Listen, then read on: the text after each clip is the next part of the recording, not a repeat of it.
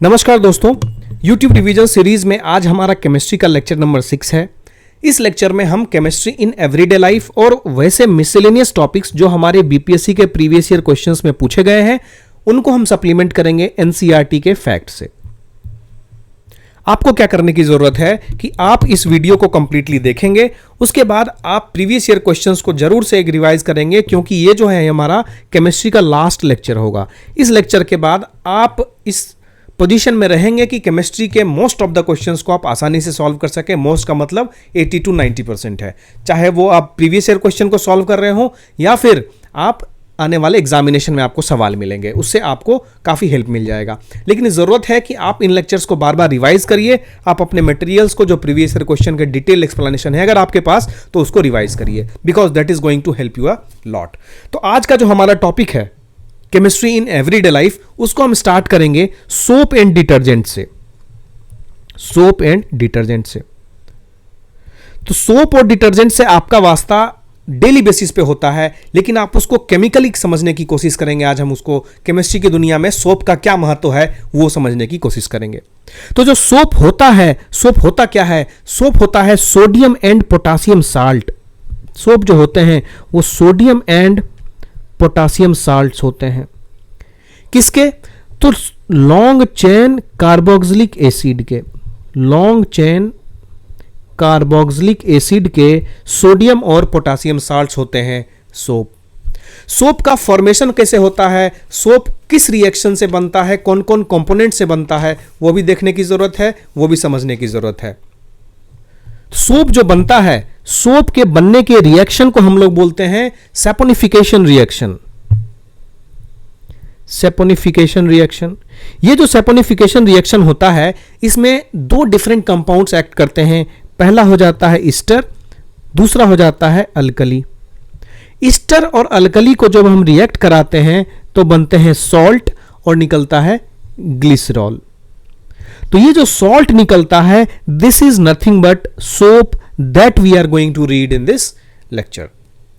जो saponification reaction है उसमें ईस्टर और अल्कली का यूज होता है ताकि सोप बनाया जा सके। तो अब ऐसा कौन सा प्रोसेस है, ऐसा कौन सा फिनोमेनन है जिसके अंतर्गत सोप जो है ग्रीस को रिमूव करता है, डर्ट को रिमूव करता है या ऑयल को रिमूव करता है? तो अगर वो हम जाने तो उस रिएक्शन को हम लोग बोलते हैं इमल्सिफिकेशन।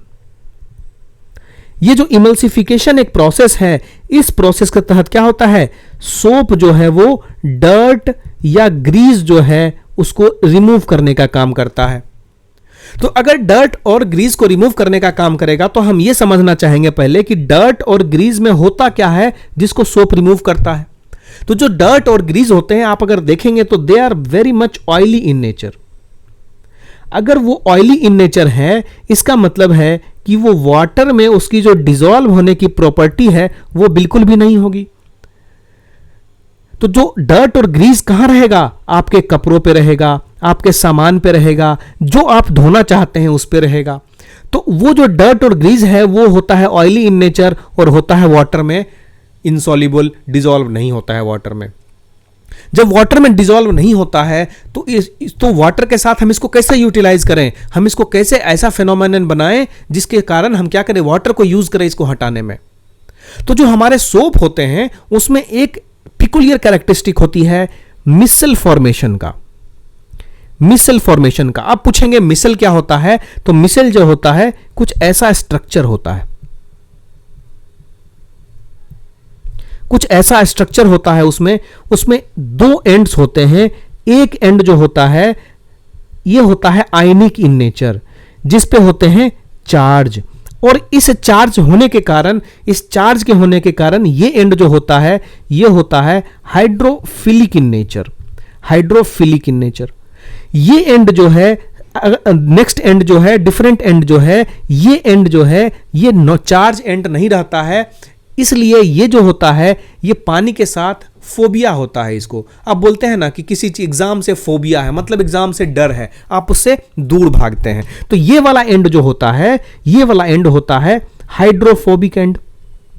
Hydrophobic and. हम ये सब किस चीज में देख रहे हैं? हम ये सब देख रहे हैं इमल्सिफिकेशन में। इमल्सिफिकेशन में क्या होता है? सोप जो है डर्ट या ग्रीस को बाहर निकालता है। अगर डर्ट या ग्रीस को बाहर निकालेगा तो हम ये भी जानते हैं कि डर्ट या ग्रीस ऑयली इन नेचर होते हैं, तो उसको हटाने के लिए हमको कुछ चाहिए ऐसा। तो जो हमारे सोप के मॉलिक्यूल्स हैं वो मॉलिक्यूल्स जो होते हैं उसमें मिसल्स होते हैं। उसमें ऐसा मिसल होता है कि एक जो एंड है उसका वो होता है हाइड्रोफिलिक इन नेचर, दूसरा एंड जो होता है वो होता है हाइड्रोफोबिक इन नेचर। जो एंड होगा हाइड्रोफिलिक इन नेचर उसका इंटरेक्शन वाटर के साथ बहुत ही अच्छा होगा, बहुत ही अच्छा होगा। लेकिन जो हाइड्रोफोबिक एंड है, अगर हाइड्रोफोबिक एंड की बात करें तो वो पानी से डरेगा, लेकिन उसकी ये खासियत होगी कि हाइड्रोफोबिक एंड जो है ये ऑयल या डर्ट के साथ बहुत अच्छा रिलेशन मेंटेन करके रखेगा। तो कहने का मतलब आपके मिसल जो बने हैं, मिसल का दो सिरा हो गया। एक सिरा ऐसा हो गया जो वाटर के साथ अच्छा रिलेशन रखता है, ये सिरा जो हो गया ये ऑयल या डर्ट जो है उसके साथ अच्छा रिलेशन रखता है। तो जब एक एंड रहेगा ऑयल के एंड पे अच्छा रिलेशन रखेगा, एक वाटर के साथ अच्छा रिलेशन रखेगा, तो आप समझिए ये वाला जो है हमेशा पानी के साथ चिपका रहेगा, ये वाला हमेशा ऑयल के साथ चिपका रहेगा। जब ये एंड ऑयल के साथ चिपका रहेगा तो आपके साथ कुछ ऐसा स्ट्रक्चर बन जाता है, बीच में डर्ट या ऑयल रहेगा, इसके चारों तरफ जो है ये मिसल्स रहेंगे, ये मिसल्स रहेंगे। आप इसकी एनालॉजी समझ सकते हैं एक चींटी से, जो कई चींटियां मिलके जैसे चीनी का एक टुकड़ा ले जाती हैं, क्या करते हैं सब अपने सूंड में उसको टिका के रखते हैं। तो उसी तरह से ये मिसल्स जो हैं ये डर्ट को अपने हाइड्रोफोबिक एंड में फंसा के रखते हैं। तो जैसे ही आप कपड़े पे साबुन लगाते हैं उसके बाद उसको पानी से वॉश करते हैं, तो जो सेकेंड वॉश वाला प्रक्रिया है उसमें क्या होता है, ये एंड तो पानी के साथ है तो ये एंड पानी के साथ खींच के बाहर जाएगा, लेकिन इसके साथ साथ ये वाला डर्ट भी इसके साथ खींचेगा क्योंकि ये हाइड्रोफोबिक एंड है जो डर्ट से चिपका हुआ है। तो इस तरह से जैसे ही ये पानी हम बाहर फेंकते हैं उसके साथ डर्ट भी जो है वो बाहर चला जाता है, ऑयल ग्रीस जो है वो बाहर चला जाता है। तो हमारा कपड़ा जो है धुल जाता है और हम बोलते हैं कि हमारा कपड़ा इमल्सिफाई हो गया, राइट। हम लोग बोलते हैं कपड़ा हमारा धुल गया, लेकिन केमिस्ट्री के शब्दों में हम उसको क्या बोलेंगे, हमारा कपड़ा जो है इमल्सिफाई हो गया। तो आपके सामने जो मिसल्स बने थे, इन मिसल की कैरेक्टरिस्टिक अगर आप देखेंगे, अगर आप कैरेक्टरिस्टिक इसकी समझना चाहेंगे तो ये मिसल्स जो होते हैं ये कोलाइडल सॉल्यूशन होते हैं। This are the colloidal solutions.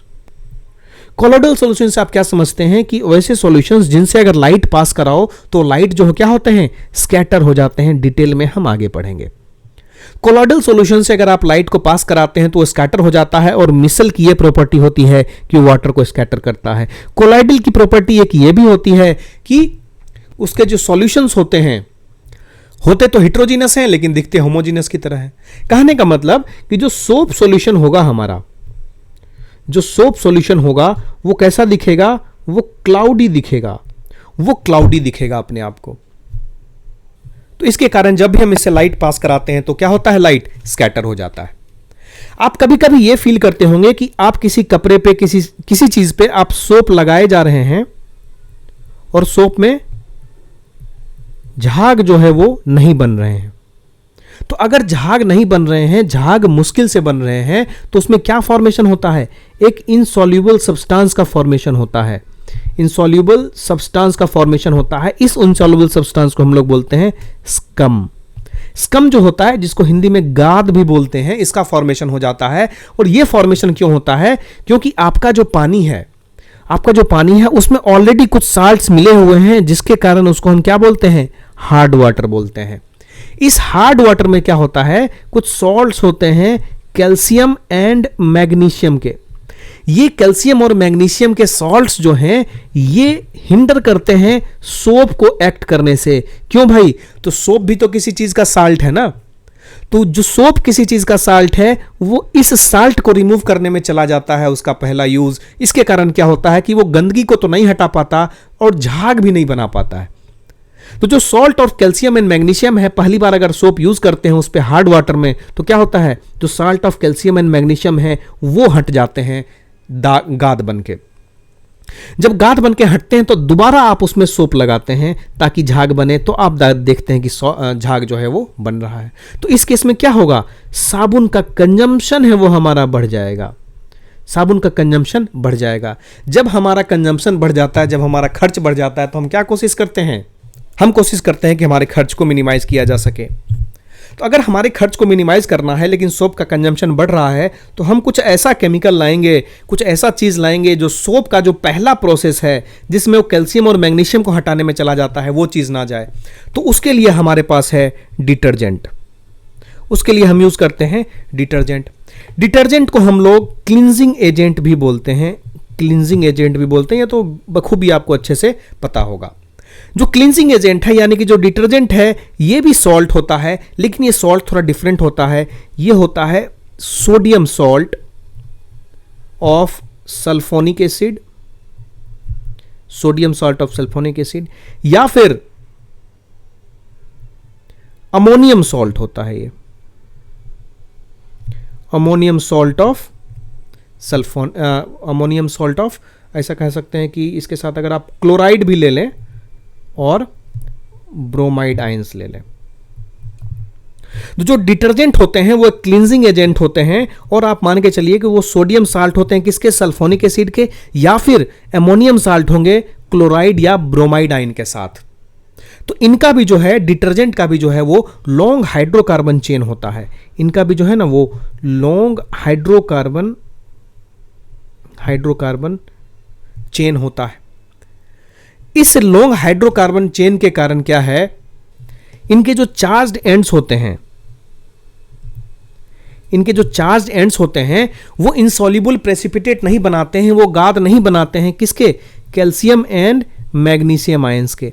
जब ये कैल्शियम और मैग्नीशियम आयंस के इनसॉल्युबल प्रेसिपिटेट नहीं बनाएंगे हार्ड वाटर में, तो क्या होगा? वो हार्ड वाटर में इफेक्टिव रहेंगे। मोटा मोटी ये समझिए कि इसमें किस चीज से बना होता है? Sodium salt of sulphonic acid से बना होता है। इसका जो चार्ज एंड है ये प्रेसिपिटेट नहीं बनाता है, जो यहां प्रेसिपिटेट कैल्शियम और मैग्नीशियम साल्ट के साथ कौन सोप बना रहा था। तो ये जो प्रेसिपिटेट नहीं बनाता है, इसके कारण क्या है, ये हार्ड वाटर में भी घुलनशील हो जाता है, सॉल्युबल हो जाता है। इसके कारण हम इसको हार्ड वाटर में भी इफेक्टिवली यूज कर पाते हैं। अब जब हमने देखा कि हार्ड वाटर में हमारा डिटर्जेंट इफेक्टिवली काम कर गया, यानी कि हमारा कंजम्पशन जो है वो इफेक्टिवली सोप के कंपैरिजन में कम हो गया, तो इसको हम कहां कहां यूज करते हैं? डिटर्जेंट बनाने के लिए हम डिटर्जेंट का हम यूज करते हैं शैम्पू में। आप देखते होंगे गाड़ी की धुलाई जो करते हैं, कभी गाड़ी धोते हैं तो उसमें क्लिनिक प्लस के छोटे छोटे पाउच फाड़ के हम बाल्टी में डाल देते हैं, उसके बाद उस पानी से धोते हैं। उससे क्या होता है कि जो शैम्पू में प्रॉपर्टी होती है डिटर्जेंट की, इसके साथ उसमें शाइनिंग करने की कुछ केमिकल डाला होता है जिससे शाइन होती हैं चीज़ें, तो इसलिए शैम्पू का यूज़ करते हैं उसमें। इसके साथ साथ कपड़ों की क्लीनिंग में, चाहे आप वॉशिंग मशीन वाला जो पाउडर वाला लें, लिक्विड वाला लें, कहीं भी आप देखें तो क्या होता है? डिटर्जेंट यूज़ होता है उसमें। तो आप इसमें एक चीज़ मुझे बताइए कि अगर कपड़े साफ करते हैं तो आप देखे होंगे कि मूवीज़ में या आप आए दिन भी आप देखिए कपड़ा को पटक पटक के धोते हैं। वॉशिंग मशीन में आप देखेंगे तो आवाज़ करता है, जब वो चलता है, कंटिन्यूस रोटेट होता है, उसमें आवाज़ करता है। वो एक रोटेट करते हुए उसको सेंट्रीफ्यूज करते हैं और कपड़े को बार बार एक दूसरे से पटकते हैं, तो एजिटेट करते हैं कपड़ों को। तो why this agitation is required? कपड़ों को एजिटेट करने की क्यों जरूरत होती है? कब? क्लीनिंग के टाइम पे। इसका रिप्लाई जो है आप कहां देंगे? कमेंट बॉक्स में देंगे। इसका रिप्लाई आप कमेंट बॉक्स में जरूर देंगे, ठीक है। अब हम देखते हैं सोप से रिलेटेड कि सोप में ऐसे क्या क्या चीज होते हैं। कुछ कुछ केमिकल्स तो हम इसमें डालते हैं ताकि इसके सॉफ्टनेस को बढ़ाया जा सके, ताकि और इसकी जो प्रॉपर्टीज है उसको इन्हांस किया जा सके। तो सोप में जो है हम 3-4 केमिकल यूज करते हैं, या बिल्कुल से याद रखिए। जो केमिकल है, पहला केमिकल जो है वो है सोडियम रेजोनेट। Sodium resonate.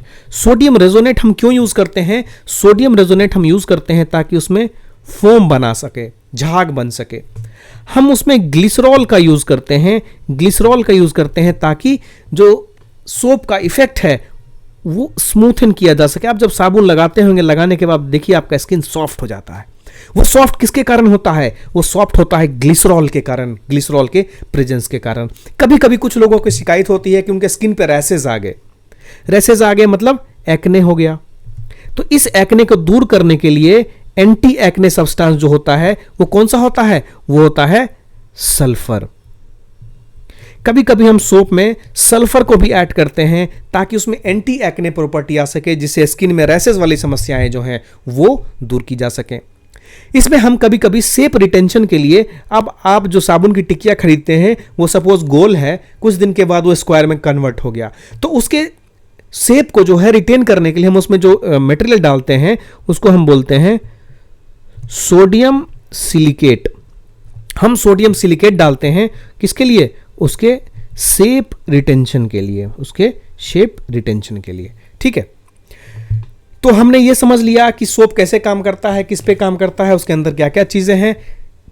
तो वो कौन सा प्रोसेस है जिसके तहत सोप ग्रीस को रिमूव करता है, तो उसको हम बोलते हैं इमल्सिफिकेशन।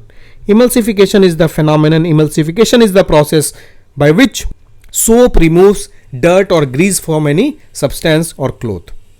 तो अब आपके घर में तो सोप डिटर्जेंट का यूज हो गया, लेकिन अगर आप ड्राई क्लीन में देते हैं सब कपड़ों को, तो वो भाई ऐसा क्या यूज करते हैं जो एकदम से हटा देते हैं चीजों को, गंदगी को एकदम से हटा देता है, और वो कौन सा केमिकल यूज करते हैं, मोटा मोटी ये समझने की जरूरत है। तो आप याद रखिएगा, ड्राई क्लीनिंग में जो है ना, ड्राई क्लीनिंग में एक केमिकल यूज होता है, उसको हम लोग बोलते हैं टेट्राक्लोरोइथीन। टेट्राक्लोरोइथीन हम यूज करते हैं कहां? ड्राई क्लीनिंग में, जो कि सोप और डिटर्जेंट का काम हमारे घर में करता है जो चीज। टेट्राक्लोरोइथीन का फॉर्मूला अगर देखें तो Cl2C ले लेंगे, डबल बॉन्ड C के साथ बनेगा और Cl2 यहां हो जाएगा। ये हो गया टेट्राक्लोरोइथीन। ये डबल बॉन्ड इसलिए दिखाया गया है क्योंकि हमने फॉर्मूला में लिखा है इथीन, इथीन के बारे में हमने बताया था, ये होगा डबल बॉन्ड। तो ये जो सब्सटेंस है टेट्राक्लोरोइथीन, इसकी खासियत ये होती है कि कपड़ों को क्लीन बहुत अच्छा करता है। क्लीन तो अच्छा कर देता है, लेकिन भाई इसकी एक बुराई भी है कि क्या है, ये कॉन्टामिनेट कर देता है। किस चीज को? ये ग्राउंड वाटर को जो है ना, ये कॉन्टामिनेट करने का काम करता है। तो इस तरह से सोप वाला चैप्टर जो है वो हमारा, सोप वाला टॉपिक जो है हमने अच्छे से निपटा दिया। इससे एक क्वेश्चन आपका नहीं छूटेगा।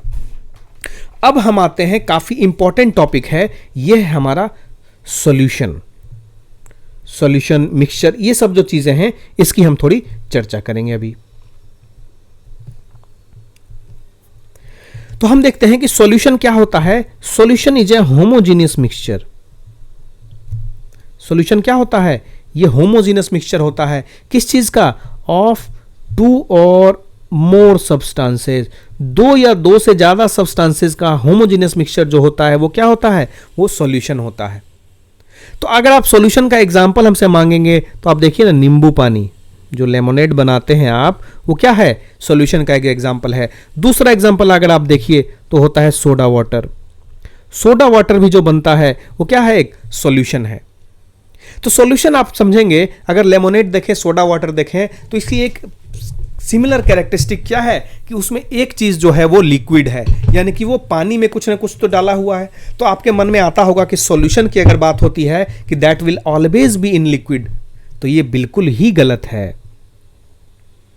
सॉलिड सॉल्यूशन में जरूरी नहीं है, सॉल्यूशन में बिल्कुल भी जरूरी नहीं है कि वो लिक्विड फॉर्म में ही हो। That can be solid in nature. जैसे एलॉय, एलॉय को हम क्या बोलेंगे? वो सॉल्यूशन बोलेंगे। क्यों? Because that is homogeneous mixture. वो अगर चाहे तो गैसियस भी हो सकते हैं। आप एटमॉस्फेयर में देखिए क्या है, 78% नाइट्रोजन है, 21% ऑक्सीजन है, होमोजीनियस मिक्सचर है। उसको हम क्या कहेंगे? होमोजीनियस मिक्सचर मतलब वो हमेशा फिक्स रहता है। कितना भी एयर आप ले लीजिए, उसमें जो मात्रा रहेगी नाइट्रोजन या ऑक्सीजन की वह फिक्स रहेगी। आप एलॉय का कितना भी टुकड़ा छोटा सा काटिए, उसमें एलॉय के जो कंपोनेंट्स हैं वो फिक्स रहेंगे, नंबर, उनका जो रेशियो है वो फिक्स रहेगा। तो इस तरह के सॉल्यूशन को, जो होमोजीनियस इन नेचर होते हैं, उनको हम सॉल्यूशन बोलते हैं। तो एक बात तो साबित हो गई कि solution is not always liquid, that can be gas, that can be solid also. ये बहुत अच्छा क्वेश्चन इससे बन सकता है, और आप देखेंगे इससे आपका बहुत ज्यादा क्वेश्चन सॉल्व हो जाएगा। तो हमने ये समझा कि सॉल्यूशन को अगर हम देखें तो पार्टिकल लेवल पर, अगर आप देखें पार्टिकल लेवल पे देखें तो कैसा होता है? ये होमोजीनियस इन नेचर होता है पार्टिकल नेचर पे। वैसी चीजें जो होमोजीनियस होती हैं उनको हम सॉल्यूशन बोलेंगे, B it solid, B it liquid, B it gas. कहने का मतलब अगर आप नींबू पानी को लेते हैं, लेमोनेड को लेते हैं, तो लेमोनेड चाहे एक आप छोटे से गिलास में लीजिए या बड़े जार में लीजिए, अगर वो अच्छे से बनाया हुआ है तो आपको पूरा टेस्ट जो है यूनिफॉर्म लगता है। अगर आपको मिक्स नहीं करेंगे, आप उसका होमोजेनियस मिक्सचर नहीं बनाएंगे तो क्या होगा, स्टार्टिंग में आपको फीका लगेगा, जब नीचे में थोड़ा सा बच जाएगा तो चीनी उसमें ज़्यादा मिलेगा तो क्या है, ज़्यादा मीठा लगेगा। That is not homogeneous mixture.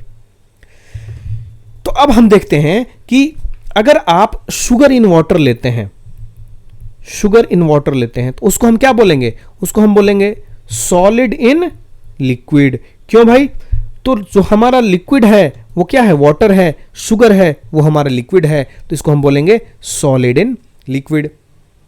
यहीं पे एक इंपॉर्टेंट चीज आता है जिसको हम बोलते हैं क्या, उसको हम बोलते हैं टिंचर ऑफ आयोडीन। अब भाई टिंचर ऑफ आयोडीन ऐसी क्या चीज है जो आप हमको बता रहे हैं, तो कई बार पूछ लेता है कि tincture of iodine corresponds to, अब उसमें 3-4 चीज आपको दे देगा, आप उसमें ढूंढते रहिए। तो आप यहां पढ़ लेंगे कि टिंचर ऑफ आयोडीन क्या होता है। टिंचर जो ऑफ आयोडीन जो होता है, ये होता है iodine in alcohol, iodine in alcohol. आप याद करिए मेटल एंड नॉन मेटल में हमने आयोडीन को काफी विस्तृत से पढ़ा था। इसको एक एक्सेप्शन की कैटेगरी में हम लोग रखते हैं।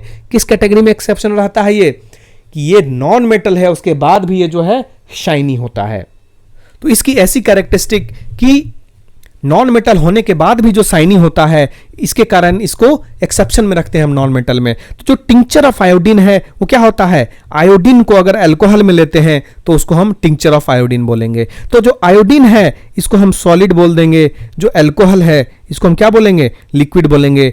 ये जो अल्कोहल यहां पे होगा ये सॉल्वेंट की तरह बिहेव करेगा। यहां वाटर जो है किसकी तरह बिहेव करेगा, ये सॉल्वेंट की तरह बिहेव करेगा, सॉल्वेंट की तरह बिहेव करेगा। उसी तरह से अगर आप एरेटेड ड्रिंक्स ले लें, आप एरेटेड ड्रिंक्स ले लें या आप सोडा वाटर ले लें, चलिए एरेटेड ड्रिंक्स लेते हैं। अगर आप कोका कोला का ढक्कन खोलते हैं तो क्या उससे गैस निकलता है, जो गैस निकलता है उसको हम इस तरह के लिक्विड को, इस तरह के सॉल्यूशन को हम बोलेंगे gas in liquid solution, gas in liquid solution. देखिए क्वेश्चन कैसा बनेगा, इससे क्वेश्चन बनेगा कि which of the following are solid in liquid solutions, which of the following are gas in liquid solutions. तो एरेटेड ड्रिंक्स जो है, सोडा वाटर जो है वो क्या हो जाएगा, गैस इन लिक्विड सॉल्यूशन हो जाएगा। तो अगर इसको हम एग्जांपल लेते हैं एरेटेड ड्रिंक का, तो इसमें आप देखेंगे कि CO2 जो है वो सोल्यूट की तरह है, उसके अंदर जो वाटर है वो किसकी तरह है, सॉल्वेंट की तरह है।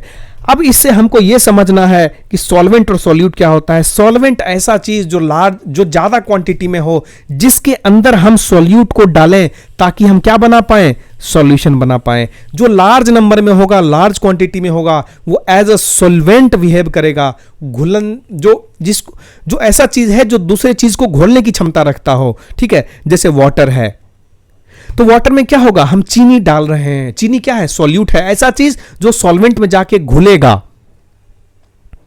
तो एयर को अगर हम माने तो एयर में मिक्सचर ऑफ गैसेस हैं, कौन कौन सा है, 78% नाइट्रोजन है, 21% ऑक्सीजन है, बाकी 1% में बाकी सारे गैसेस हैं। तो ये जो चीज है इसको हम क्या बोलेंगे, गैस इन गैस।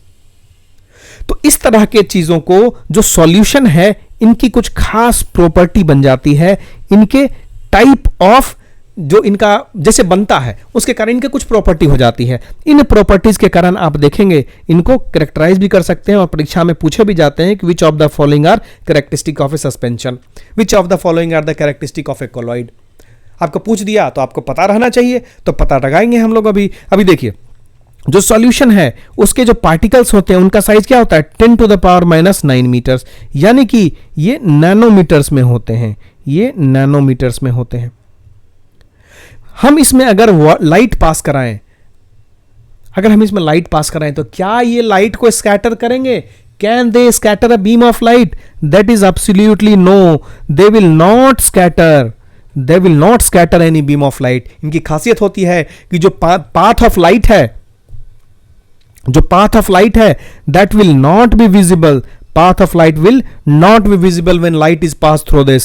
इसके साथ साथ इसकी और सबसे बड़ी मेजर प्रॉपर्टी जो होती है, मेजर प्रॉपर्टी ये होती है कि इसको फिल्ट्रेशन नहीं किया जा सकता है, फिल्ट्रेशन के बाद इसको सेपरेट नहीं किया जा सकता है। उसके बाद अगर इसको अनडिस्टर्ब्ड छोड़ दें, इसको हम डिस्टर्ब नहीं करेंगे, नींबू पानी को आप ऐसे ही छोड़ दें, तो वो क्या होगा, वो जो उसके पार्टिकल्स हैं अंदर, जो सॉल्यूट हैं, वो सेटल डाउन नहीं होंगे, वो सेटल डाउन नहीं होंगे। क्यों? क्योंकि वो तरीके से घुल गए हैं सॉल्वेंट में। अगर वो सेटल डाउन नहीं होते हैं तो उनको हम क्या बोलते हैं? वो स्टेबल सॉल्यूशन है। वही अगर मिट्टी को पानी में डाल दें आप और थोड़ी देर छोड़ दें अनडिस्टर्ब करके, बिना डिस्टर्ब किए, क्या होगा? सेटल डाउन हो जाएगा, तो उसको बोलेंगे अनस्टेबल सॉल्यूशन। ऐसे सॉल्यूशंस जिनके सॉल्यूट जो हैं वो सेटल डाउन हो जाएंगे उनको हम बोलेंगे सेटल डाउन हो जाएंगे, उनको बोलेंगे अनस्टेबल सॉल्यूशन। जिसके सेटल डाउन नहीं होंगे वो होंगे stable solution. And solution is one among the stable solutions, stable things, stable substances जिसके अंदर जो solute है उसका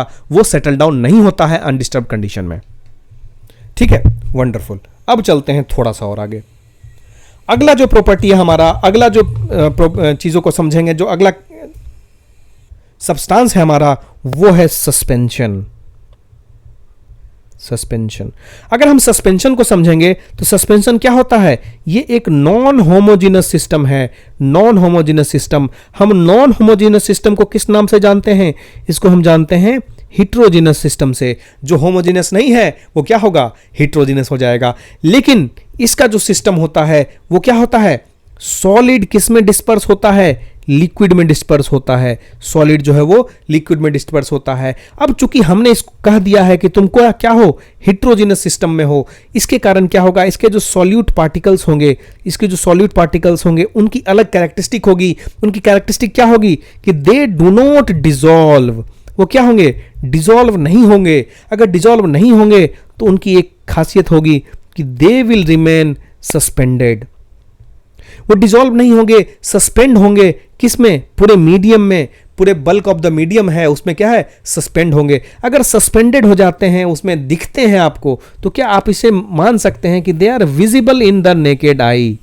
जो सस्पेंशन के पार्टिकल्स होते हैं क्या होते हैं? विजिबल होते हैं थ्रू आउट। अब उनके विजिबल होने की वजह से क्या है? उसके लाइट की कैरेक्टरिस्टिक अलग हो जाएगी। लाइट क्या हो जाएगा? वो स्कैटर होने लगेगा, क्योंकि आप जानते हैं एटमॉस्फेयर में जब सनलाइट आता है, क्या एटमॉस्फेयर में जो डस्ट पार्टिकल्स होते हैं उसके कारण क्या होता है? स्कैटरिंग ऑफ लाइट हो जाती है। सेम कैरेक्टरिस्टिक हमको देखने को मिलेगा सस्पेंशन में भी। सस्पेंशन में भी क्या होंगे? लाइट जो है वो स्कैटर हो जाएगा। लेकिन इससे जरूरी है कि हमको डिटेल में थोड़ी इसकी प्रॉपर्टी भी पढ़ें, चूंकि हमने सॉल्यूशन की भी प्रॉपर्टी पढ़ी है। तो इसकी प्रॉपर्टीज अगर हम देखें तो सबसे पहली प्रॉपर्टी, इंपॉर्टेंट प्रॉपर्टी क्या है? कि क्या होगा? हिट्रोजिनस मिक्सचर हो जाएगा। ये जो है वो हिट्रोजिनस मिक्सचर हो जाएगा। जब हिट्रोजिनस मिक्सचर हो जाएगा तो इसके पार्टिकल्स जो हैं, ये पार्टिकल्स जो हैं वो हम नेकेड आई से देख सकते हैं, वो हम खुली आंख से आराम से उसको देख सकते हैं। जब पार्टिकल को खुली आंख से देख सकते हैं, यानी कि पार्टिकल एग्जिस्ट कर रहे हैं और हिट्रोजिनस सॉल्यूशन है, तो अगर आप उससे लाइट पास कराते हैं तो क्या होगा? वो स्कैटर करेगा लाइट को स्कैटर करेगा। और पाथ ऑफ लाइट क्या विजिबल होगा? बिल्कुल, पाथ ऑफ लाइट विजिबल होगा।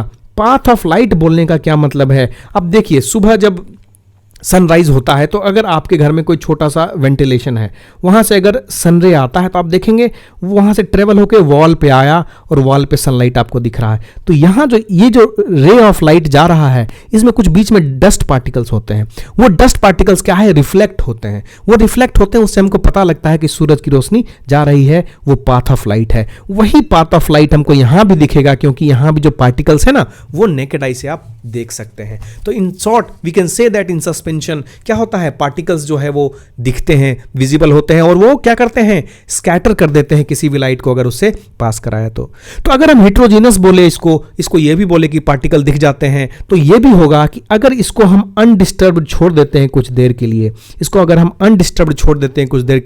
तो क्या होगा? वो सेटल डाउन होने की क्षमता रखता है। क्यों सेटल डाउन होने की क्षमता रखता है? क्योंकि जो सस्पेंशन होते हैं ये होते हैं अनस्टेबल। स्टेबल और अनस्टेबल के बारे में हमने आपको बता दिया था। जो स्टेबल होगा यानी कि जो कंप्लीटली घुल चुका होगा वो सेटल डाउन नहीं होगा, लेकिन वैसा जो घुला नहीं होगा, जिसके पार्टिकल्स विजिबल होंगे, वो क्या होगा? अनस्टेबल होगा। तो जब इतना हमने चर्चा कर लिया, इतना डिटेल से हमने देख लिया, तो इसको हम ये भी बात करेंगे कि अगर हम पार्टिकल्स विजिबल है, पार्टिकल दिखता है और भी सारा कैरेक्टरिस्टिक हो जाता है, तो क्या हम इनको सेपरेट कर सकते हैं? तो हम बोलेंगे यस। क्योंकि जो सस्पेंशन है उनके पार्टिकल्स को हम सेपरेट कर सकते हैं कौन से तरीके से, वो तरीका होगा हमारा फिल्ट्रेशन का। फिल्ट्रेशन ऐसा तरीका होगा जिससे क्या है, सस्पेंशन के पार्टिकल्स को हम उनके सॉल्वेंट से सेपरेट कर सकते हैं। लेकिन इसकी ये भी कैरेक्टरिस्टिक है, ये भी समझना इंपॉर्टेंट है कि एक बार जो अगर सेटल हो गया, ये एक बार अगर सेटल हो गया तो वो क्या होता है, सस्पेंशन जो है वो ब्रेक हो जाता है, सस्पेंशन ब्रेक हो जाता है। कहने का मतलब कि सस्पेंशन जो एक ग्लास में आप छोटे छोटे पार्टिकल्स लिया था आपने, ये जैसे ही सेटल डाउन हो गए, नीचे चले गए, उसके बाद जो आपके पास ग्लास बचा उसमें नीचे सेटल डाउन पार्टिकल्स होंगे और यहाँ पर जो पानी होगा वो साफ होगा। उसके बाद अगर इसमें आप लाइट पास कराते हैं तो ये बिल्कुल भी स्कैटर नहीं होगा। तो अगर आपको ऐसा बोलता है कि कोई एक सस्पेंशन है जिसको आप काफ़ी टाइम अनडिस्टर्ब छोड़ देने के बाद आप उसमें लाइट पास कराते हैं तो क्या होगा, तो उसका आंसर क्या होगा, उसका आंसर ये होगा कि that will not scatter light anymore because that suspension breaks। और जब ब्रेक हो जाता है सस्पेंशन तो उसकी प्रॉपर्टी जो है वो खत्म हो जाती है, उसकी प्रॉपर्टी चेंज हो जाती है।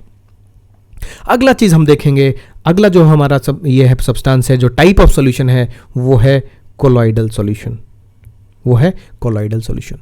अब कोलॉइडल के सबसे पहला हमारा जो कैरेक्टरिस्टिक रहता है या पैरामीटर रहता है इसको कैरेक्टराइज करने का, हम पूछेंगे भाई ये होमोजीनियस है, ये हेट्रोजीनियस है, तो ये जो सॉल्यूशन है हमारे पास ये हो जाएगा हेट्रोजीनियस, ये हो जाएगा heterogeneous solution.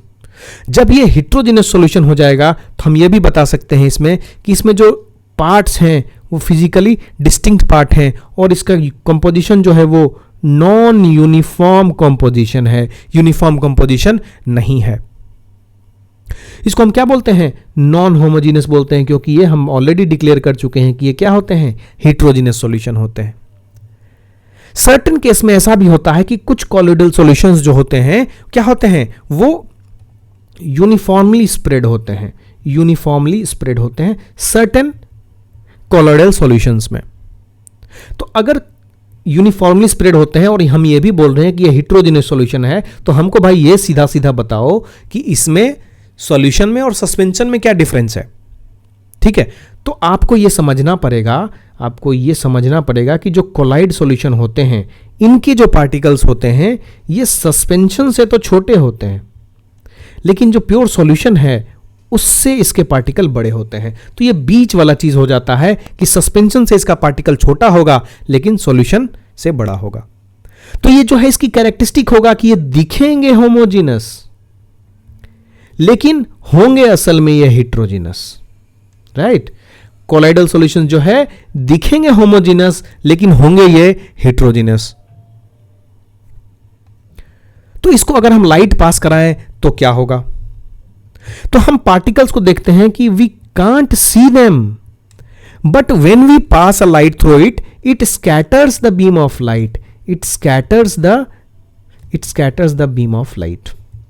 We can't see the particles, but when light is passed through it, that light scatters the beam of light. And this phenomenon of scattering the beam of light is called nothing but Tyndall effect. इसी को हम लोग Tyndall effect करते हैं, जो आपको light में बताया जाएगा डिटेल से। तो हमने कोलॉइडल सॉल्यूशन में ये पढ़ा कि इनके जो पार्टिकल्स होते हैं वो दिखते नहीं हैं बट होते हैं। जब होते हैं तो जब लाइट पास कराएंगे तो क्या करेगा, स्कैटर करेगा। तो वैसे पार्टिकल्स जो लाइट को स्कैटर करें उनको हम क्या बोलते हैं, टिंडल इफेक्ट बोलते हैं। आप बोलेंगे आप टिंडल इफेक्ट बता तो दिए, इसका एग्जाम्पल दीजिए। जो बखूबी एग्जाम्पल आप इसका लीजिए। आप किसी जंगल में जाते हैं, फॉरेस्ट में जाते हैं तो क्या होता है कि फॉरेस्ट की कैनोपी होती है, उसके जो पेड़ के तने होते हैं, झाड़ियाँ होती हैं, उसके कारण क्या होता है, जो सनलाइट आता है तो जो फॉरेस्ट में मिस्ट होता है यानी जो टाइनी ड्रॉपलेट्स होते हैं इन कैनोपीज के बीच में रहते हैं, वो क्या काम करते हैं, ये मिस्ट या टाइनी ड्रॉपलेट जो है ये कोलॉइड का काम करते हैं। ये कोलॉइड का काम करते हैं, जैसे ही सनलाइट आएगा वो उसको क्या करेंगे, सनलाइट को स्कैटर कर देंगे। जैसे ही वो सनलाइट को स्कैटर करेंगे, हम ये बखूबी कह सकते हैं कि फॉरेस्ट में जो कौन सा इफेक्ट होता है, टिंडल इफेक्ट होता है। तो हम जानते हैं कि कोलॉइडल मिक्सचर क्या हो गया, फिर हेट्रोजीनस हो गया, देखने में होमोजीनस, प्रॉपर्टी में हेट्रोजीनस। तो इसका प्रॉपर्टी ये है कि they are too small to be seen by naked eye but enough size to scatter the beam of light. ठीक है, तो जब लाइट इससे पास कराएंगे तो क्या ये विजिबल होगा? बिल्कुल विजिबल होगा, क्योंकि लाइट जो है वो से स्कैटर हो रहा है तो उसमें विजिबल होगा। तो तीसरा हमारा पैरामीटर ये था कि क्या ये सेटल डाउन होगा? ये जो है सेटल डाउन नहीं होगा, क्योंकि दिखने में होमोजीनस है। तो ये मिक्सचर कैसा हो जाएगा? ये जो सॉल्यूशन है ये हो जाएगा स्टेबल। जब स्टेबल होगा कब? जब इसको हम अनडिस्टर्ब्ड छोड़ देंगे तो ये कैसा हो जाएगा? ये स्टेबल हो जाएगा। आप बोलेंगे कुछ और एग्जांपल दीजिए, हम कुछ और एग्जांपल देंगे आपको। एरोसॉल, आप ले लीजिए फोम, आप ले लीजिए इमल्शन, आप ले लीजिए कोई भी। तो जब हमने डिफरेंट टाइप के सॉल्यूशंस पढ़े तो हमको ये भी पता होना चाहिए कि उनको सेपरेट कैसे करते हैं, how they are separated.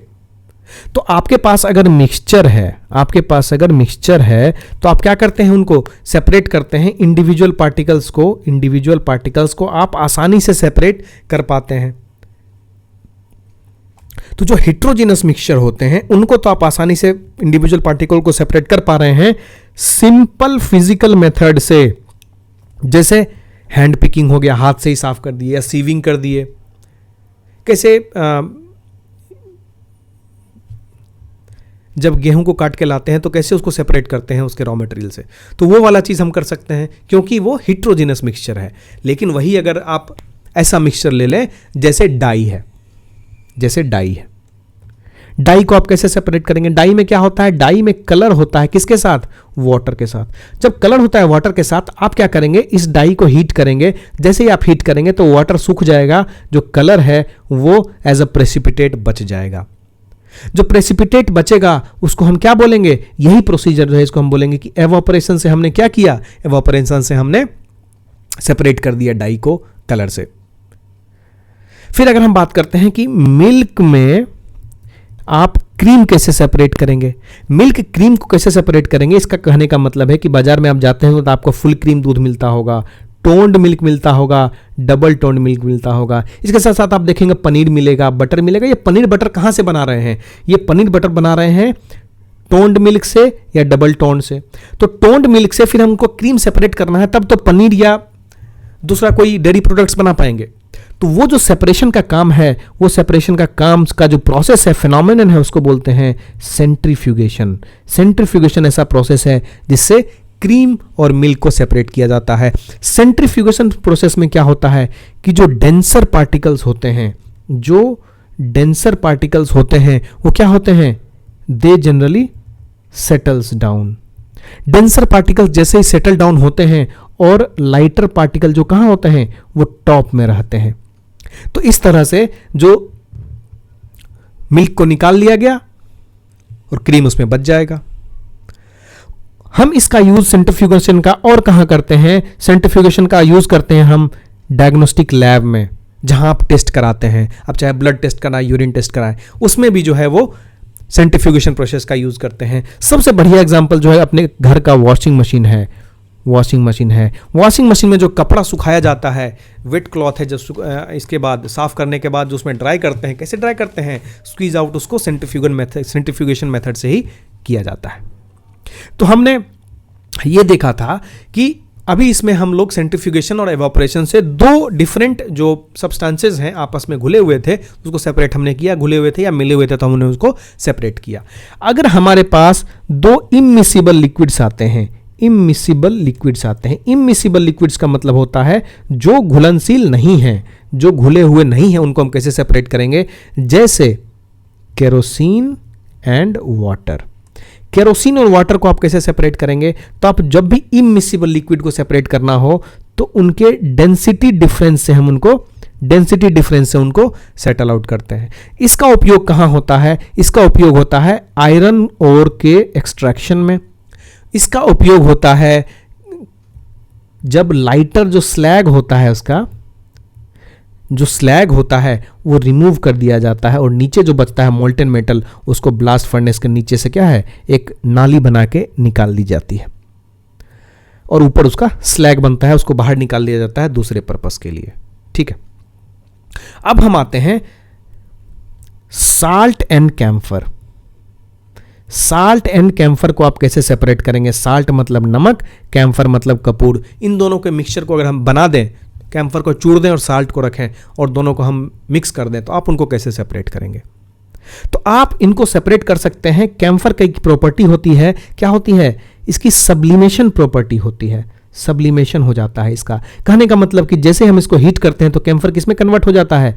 Gas में कन्वर्ट हो जाता है, सॉलिड से, लेकिन साल्ट थोड़ी कन्वर्ट होगा। तो ऐसा प्रोसेस जिसमें सबलाइम एलिमेंट्स होते हैं उसको क्या करते हैं हम? सब्लिमेशन करा देते हैं उसका। जैसे ही सब्लिमेशन कराते हैं तो वो अपना फॉर्म जो है सॉलिड से लिक्विड चेंज, सॉलिड से गैस चेंज कर लेगा और उसके साथ जो कंपाउंड है वो बचा रह जाएगा एज ए प्रेसिपिटेट। तो ऐसे और कौन कौन से सब्सटेंसेस हैं कैम्फर के साथ? आप देखेंगे अमोनियम क्लोराइड है, अमोनियम क्लोराइड वैसा ही है। नेप्थलीन, नेप्थलीन जो है वो भी कुछ ऐसा ही सब्सटेंस है। जो एंथ्रासीन है, जो एंथ्रासीन है वो भी कुछ ऐसा ही सब्सटेंस है जो क्या होता है? जिसको सब्लिमेशन करके हम सेपरेट करते हैं। ये हमने बात की थी कि जो दो नौ जो घुलनशील नहीं है उनके लिए क्या करना चाहिए।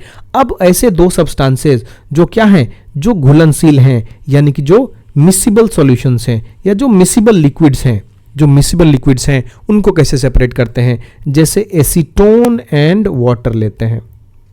एसीटोन और वाटर को हम किस तरह से सेपरेट करते हैं? अब देखेंगे कि एसीटोन और वाटर का जो है बॉइलिंग पॉइंट अलग होता है। They have different boiling points. तो जो और ऐसे लिक्विड्स जो बॉयल हो जाते हैं बिना डिकम्पोज किए हुए बिना बॉयल हो जाते हैं और उनमें बॉइलिंग पॉइंट का डिफरेंस होता है, तो उसको हम सेपरेट करने का तरीका जो होता है हमारा, वो होता है फ्रैक्शनल डिस्टिलेशन का, जो कि हम यूज करते हैं अपनी रिफाइनरी में। रिफाइनरी में कौन सा प्रोसेस यूज करते हैं? फ्रैक्शनल डिस्टिलेशन, क्योंकि उनके अंदर जो पेट्रोलियम के अंदर डिफरेंट कंपोनेंट्स होते हैं वो कंपोनेंट्स का बॉइलिंग पॉइंट डिफरेंट होता है और उनको बॉइलिंग करने पे वो डिकम्पोज नहीं होते हैं, इसलिए हम उनको क्या करते हैं? फ्रैक्शनल डिस्टिलेशन से सेपरेट कर देते हैं। तो हमने ये भी देख लिया। अब एक नया प्रोसेस हम लोग देखेंगे जिसको हम लोग बोलते हैं क्रोमेटोग्राफी। क्रोमेटोग्राफी क्या है? आप इसको गूगल करिएगा। क्रोमेटोग्राफी क्या है? आप क्रोमेटोग्राफी अगर समझना चाहें तो आप ये समझिए कि क्रोमा मतलब होता है कलर।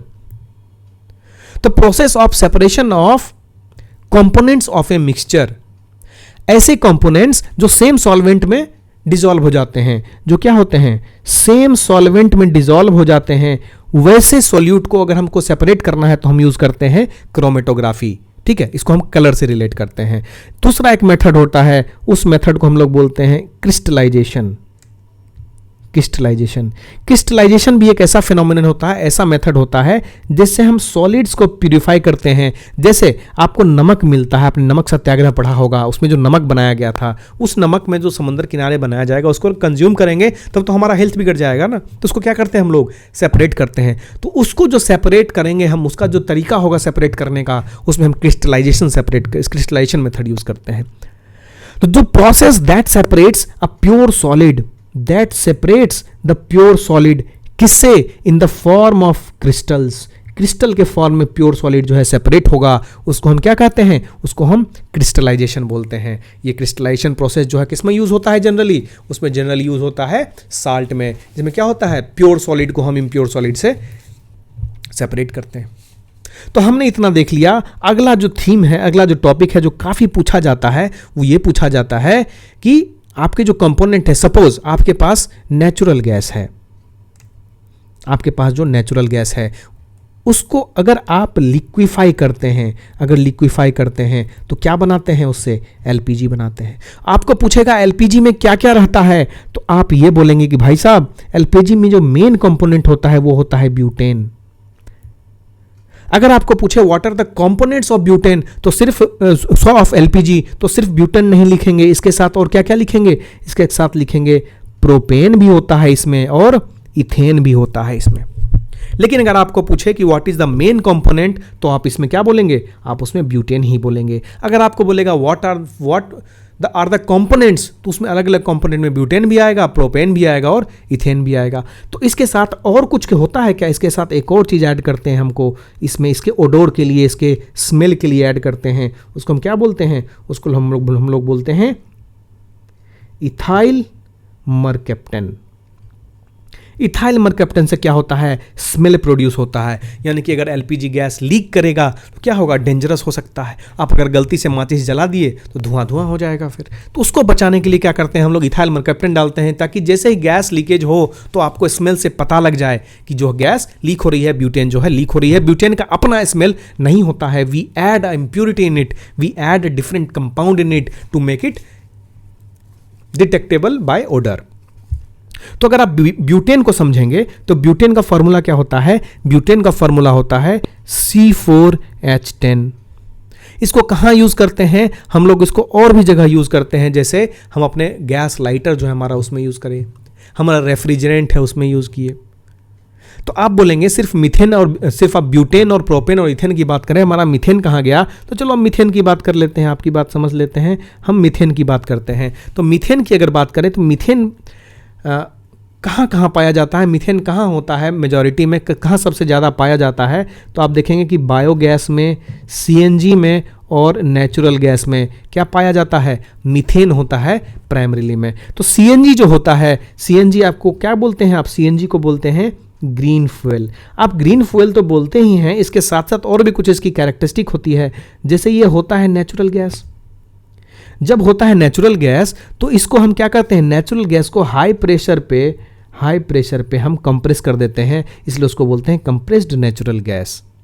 इसमें जो है वो 80 से 90% जो है क्या होता है, मीथेन होता है इसमें। इसके साथ साथ सिर्फ मीथेन ही नहीं रहता है, इसके साथ हम प्रोपेन भी डालते हैं, हम इथेन भी डालते हैं, N2 भी डालते हैं, CO2 भी डालते हैं, एटसेट्रा। तो अगर सीएनजी की बात करें तो नेचुरल गैस है जिसको हाईली कंप्रेस्ड है, उसमें 80 to 90% क्या है, उसमें मीथेन भी है।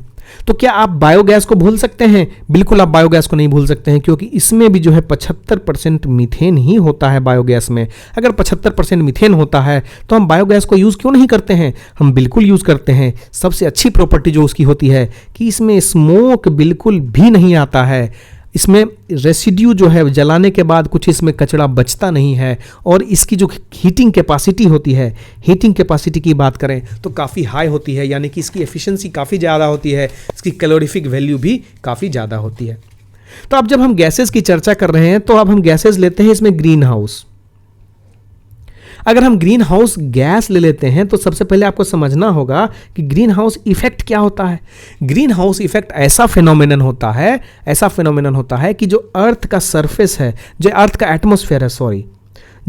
एटमॉस्फेयर है, वहाँ क्या होते हैं, गैसेस ट्रैप हो जाते हैं, मतलब आने का तो सही लेकिन जाने का रास्ता उनको नहीं मिल जाता है। तो वैसे गैसेस जो अर्थ के एटमॉस्फेयर में ट्रैप हो जाते हैं, उस फिनोमिनन को हम लोग बोलते हैं ग्रीन हाउस गैस इफेक्ट। तो ग्रीन हाउस गैस इफेक्ट जो है, इसका मेजर प्रोपोनेंट जो है वो क्या है, सन है। सन के कारण जो है, सन की हीट के कारण जो है वो ग्रीन हाउस गैस इफेक्ट होता है। तो ग्रीन हाउस गैस के कौन कौन से ऐसे एलिमेंट्स हैं जो ग्रीन हाउस गैस में ज़्यादा तत्परता दिखाते हैं, ज़्यादा वो प्रोमिनेंट रहते हैं, तो उसमें वाटर वेपर जो होता है, वाटर वेपर सबसे ज़्यादा बड़ा रोल प्ले करता है, किसके लिए, ग्रीन हाउस के लिए। इसके साथ साथ इसके बाद जो है CO2 का रोल हुआ, उसके बाद CH4 का रोल होता है, फिर N2O और मीथेन। ये सब जो हैं इनको हम ग्रीन हाउस गैसेस बोलेंगे, जिनका कंट्रीब्यूशन होता है ग्रीन हाउस इफेक्ट को और ज़्यादा बढ़ाने में। तो आप पूछेंगे ग्रीन हाउस गैस से रिलेटेड कोई ऐसा बताइए इंटरनेशनल में कुछ चीज़ हुआ हो, तो ग्रीन हाउस गैस से रिलेटेड हमारे यहाँ हुआ है क्योटो प्रोटोकॉल। हमारे यहाँ क्या वर्ल्ड में हुआ है क्योटो प्रोटोकॉल, जिसके तहत हम ये प्रतिज्ञा करते हैं कि हम ग्रीन हाउस गैस को रिड्यूस करेंगे। तो हमने सारे गैसेस को देखा, हमने ओजोन, कार्बन डाइऑक्साइड, मीथेन सब देख लिया। एक छोटा सा गैस हमारा बच गया, वो है कार्बन मोनोऑक्साइड। ये कैसे प्रोड्यूस होता है, ये प्रोड्यूस होता है इनकम्प्लीट कंबशन ऑफ एयर से। एयर का जो अगर इनकम्प्लीट कंबशन होगा तो उससे क्या प्रोड्यूस होगा, कार्बन मोनोऑक्साइड प्रोड्यूस होगा। अब बोलेंगे क्या ये घातक है, बहुत घातक है दोस्त, इतना घातक है कि कई फैक्ट्री में जहां इसका यूज होता है ना, वहां अगर लोग इंस्पेक्शन के लिए भी जाते हैं तो एक CO मॉनिटर लेके जाते हैं, एक रजिस्टर पे अपना नाम, एड्रेस, कब एंट्री ले रहे हैं उसका लिख के जाते हैं, और जब रिटर्न आते हैं तो रजिस्टर पे अपना एंट्री करते हैं कि आप सही सलामत बाहर आ गए हैं। इतना खतरनाक होता है कार्बन मोनोऑक्साइड। तो वो जो खतरनाक होता है तो वो एक CO मॉनिटर कैरी करते हैं। जैसे ही एक लेवल से ज़्यादा CO मॉनिटर कार्बन मोनोऑक्साइड का लेवल बढ़ता है तो ये मॉनिटर बजने लगता है, वो दौड़ के जो इंस्पेक्शन करने गया है वर्कर वो बाहर आ जाता है। तो ऐसा क्या है कार्बन मोनोऑक्साइड में जो आदमी के हेल्थ को हिंडर कर सकता है, आदमी के हेल्थ को खराब कर सकता है? तो आप देखेंगे कि जो हमारा ब्लड है, जो हमारे ब्लड में आरबीसी है, आरबीसी कैरी क्या करता है? आरबीसी कैरी करता है किसको? ऑक्सीजन को कैरी करता है। लेकिन अगर कार्बन मोनोऑक्साइड हो जाएगा तो आप ये देखेंगे कि आरबीसी की एफिनिटी कार्बन मोनोऑक्साइड से ज़्यादा होती है। जैसे ही आरबीसी कार्बन मोनोऑक्साइड से एफिनिटी बढ़ेगी, ऑक्सीजन का त्याग कर देगा और आरबीसी ऑक्सीजन पहुंचाने के बदले कार्बन मोनोऑक्साइड पहुंचाने लगेगा। कहां तक? टिश्यूज तक। टिश्यूज को अगर कंटिन्यूअस ऑक्सीजन नहीं मिला तो क्या होगा? सिकुड़ने लगेगा, वो डैमेज होने लगेगा। जैसे ही टिश्यूज डैमेज होंगे तो उससे क्या हो जाएगा? ब्रेन डैमेज होगा और ब्रेन डैमेज होने के साथ सडन डेथ हो जाएगा। इसीलिए कहा जाता है भाई रजिस्टर मेंटेन करो, तुम कब जा रहे हो ये भी लिखो, कब आ रहे हो ये भी लिखो, कितना लेवल था वहां ये भी लिखो, इसके लिए इंपॉर्टेंट होता है। तो आप पूछेंगे कि भाई रिएक्शन इसका बता दो, कभी कभार रिएक्शन अगर पूछ ले तो हम क्या करेंगे? तो लो, हम कार्बन मोनोऑक्साइड का रिएक्शन करा दिए किसके साथ? हीमोग्लोबिन के साथ, जो हमारे कहाँ होता है? ब्लड में होता है। हम देखेंगे ब्लड में, इसको काफ़ी डिटेल से पढ़ेंगे। तो जो बनाता है ये कार्बोक्सी हेमोग्लोबिन बनाता है, कार्बोक्सी हेमोग्लोबिन बनाता है। जब ये कार्बन मोनोऑक्साइड हेमोग्लोबिन के साथ मिलकर कार्बोक्सी हेमोग्लोबिन बना देता है, जिसकी एफिनिटी ज़्यादा होती है ऑक्सीजन की। कितने टाइम्स? आप समझिए 200 से 240 गुना ज़्यादा एफिनिटी होती है कार्बन मोनोऑक्साइड की आरबीसी से। तो इसके साथ साथ इसकी सबसे खतरनाक टेंडेंसी जो होती है कि ये होता है ओडोरलेस। ये अगर लीक हो गया ना तो पता भी नहीं चलेगा कि लीक हुआ है। ठीक है,